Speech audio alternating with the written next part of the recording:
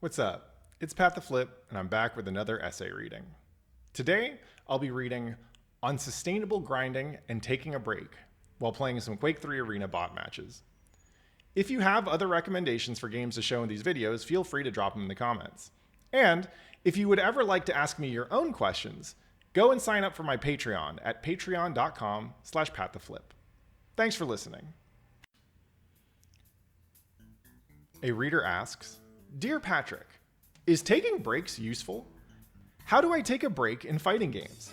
There are times where I'm unmotivated to play, but at the same time, I know playing when unmotivated is important to keep the muscle memory and to keep up your B level of play and make you more consistent. Also, I feel guilty when I have the time but don't have the drive to play. This is such a good question that I actually had to look back through the archives, and I was surprised to find that I hadn't really talked about it. It's also particularly timely because for a very long time I've been playing fighting games for a couple hours every day, usually 6 days a week. But recently I went on vacation and didn't play shit. I think in the last several years I've only taken a couple other full weeks off from fighting games, and I'm enjoying my recovery period plenty. The fact is that even though fighting games do not have any literal grind for power mechanics like experience points or leveling, a player who has more time in a game will usually be stronger than a player who has less time. Yes, everyone learns at their own pace, and everyone comes to a new fighting game with a different set of relevant experience than everyone else, and yada yada yada, but when you look at the general trend, more time is stronger than less time. A big part of attaining competitive fluency in a fighting game is being comfortable enough with the game's controls, mechanics, situations, matchups, and game flow to be able to do things like recognize opponent habits, identify countermeasures, and execute them in the moment. And the more time you spend playing, the more experience you'll have doing all of that. This effect is particularly noticeable in the first couple weeks of a new game, where a difference of 10 or 20 hours of play experience might be the difference between knowing the basic elements of a matchup and having no idea what to do. Fighting games are hard, but they get easier the more you play them. So, people will cram those games in early on, get some better than expected tournament placements, and grind more heavily because they feel the pressure to maintain or improve their results at the next tournament. But, as time passes, the law of diminishing returns kicks in. A difference of 5 or 10 hours of game time is huge when the game has only been out for a couple days, but it's practically nothing after a month or two. And once the game's boundaries feel fairly well explored and people aren't really finding new stuff anymore, the value of sinking time just goes down. The player will feel like they've stalled out and lost momentum as they see other players around them catch up at their own pace, and their efforts won't feel as rewarding as they used to early on. It's just a matter of time before they burn out and usually quit playing until the next fighting game comes out, or maybe a good DLC update. This is, generally speaking, a terrible way to play fighting games. Yes, taking breaks is important, but before we talk about taking breaks, we're going to talk about structuring your play in ways that will make your practice feel healthier and more sustainable. Breaks are all well and good, but if you're feeling guilty about anything, you probably need to work on reframing your perspective so you don't build practice habits that are reliant on guilt, shame, or obligation. So first we're going to talk about putting together a sustainable routine, and then we'll talk about the breaks. As usual, my model for thinking about fighting game practice comes mostly from my experience of martial arts competitive practice and related strength and conditioning work. Most video games with explicit progression design, think like damage numbers going up because you got a new sword or whatever, don't really fit this kind of model. But because fighting games are more about progression through mastery and skill acquisition, I tend to find this stuff works pretty well. The idea behind constructing a practice routine is basically that there are all kinds of different ways you could spend time practicing to grow your skills, but the gains you'd make in any given session are fairly low, so you want to set deliberate goals on how you want to grow and what you want to improve, then decide on the workout plan that you might stick with for weeks or months or years depending on those goals, so you can focus your practice time on getting there. For example, if you're getting into weightlifting, you won't really get anywhere if your goal is I want to get hella buff, and you just roll up to the gym every other day and do a bunch of random exercises that have no connection to what you did for the previous session, or what you want your body to do or look like in 6 months. By calling a shot, you can specify what you want to work on to get there, and when it comes time to hit the gym, you don't need to waste time thinking about which lifts you need to do today because you've already made a plan.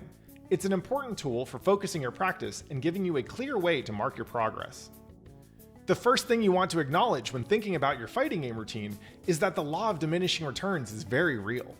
Skill acquisition in fighting games is a lot like playing a musical instrument, insofar as the work you do on one day often doesn't show up as gains until a day or two later, after your brain and your hands have had a chance to digest it for a little bit. A lot of people spend too much time playing because they think they need to do a thing until they get it in that session, but most of the time, they'd be better served by doing the thing for 10 minutes today and another 10 minutes tomorrow because they'll get it the day after. In other words, don't end the session because you're too tired or salty to keep playing. End the session because you've put in just enough time working on the things that are on your plate to feel confident in your consistency. And maybe you've got a couple more things to add to the routine or research and training mode next time. Using your frustration level as a timer for your session just guarantees that you'll end every session exhausted, and that's not good for you. So, while I can't tell you where the law of diminishing returns kicks in the most heavily for you, because it's generally different for each individual and the game you're playing, I can tell you that my daily home sessions typically last for about an hour and a half to 2 hours, split between warm-up drills for 15 or 20 minutes, an hour and change of some net play, and then maybe another 10 minutes reflecting on some observations or takeaways from that play session in my notes, and maybe quickly labbing a situation or two that I think I need an answer for. Most newer players will probably hit that point of diminishing returns within an hour. Some people will get so salty or frustrated that they should probably stop even earlier than that. Above all, consistency is the name of the game here. You'll improve more rapidly if you can play for 30 minutes every day than you would if you can only binge 3-hour sessions once or twice a week. As long as you're continually feeding your brain and hands new stuff to think on, you'll be making good use of your time. This is often hard for people who treat fighting games the same way they treat other video games, because other video games typically are designed to reward constant small sessions, like mobile games, or prolonged multi-hour sessions defined by progressing through narrative, where the narrative pacing's high and lows create satisfying breakpoints. Fighting games are not built to offer those dopamine hits, so you cannot rely on the game itself to give you those easy outs. Instead, you must learn to find them yourself. It's just like going to the gym. That said, if you absolutely must devote more time to your practice, consider spending that time on reflection and recovery.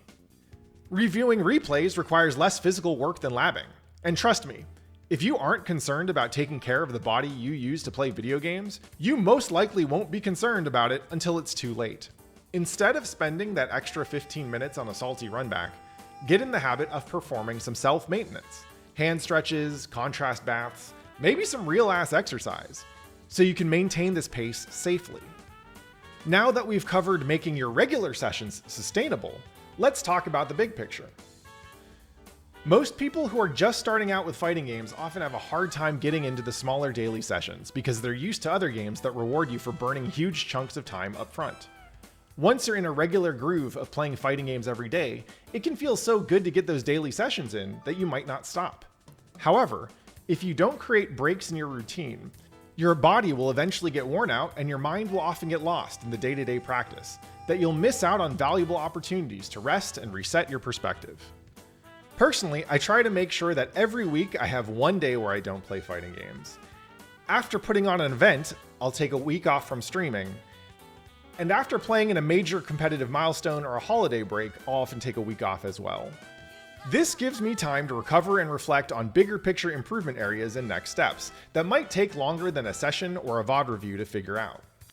Also, if I'm in a state where I feel like my hands are easily fatigued, I'll generally opt for sets that give me more room for downtime.